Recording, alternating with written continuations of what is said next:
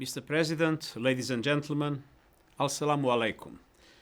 I would like to start by expressing my gratitude to the Presidency and the Government of Tunisia for hosting this meeting and for the long-standing support for the United Nations Support Mission in Libya. You have gathered today to continue forging a new era of peace and stability for Libya.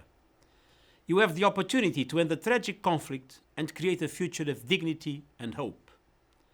The signing of a ceasefire agreement by the Libyan parties in Geneva last month was a fundamental step forward. I commend all those engaged in this process for their courage and determination. Now it's your turn to shape the future of your country. Your commitment to this process will help restore Libyan sovereignty and the democratic legitimacy of Libyan institutions. As you engage in dialogue to resolve your differences, your determination will be tested. However, compromise is the only approach that will pave the road to national unity. You can count on the United Nations to support your efforts, and I call on the international community to provide its strong backing as well, including by ensuring full adherence to the Security Council arms embargo.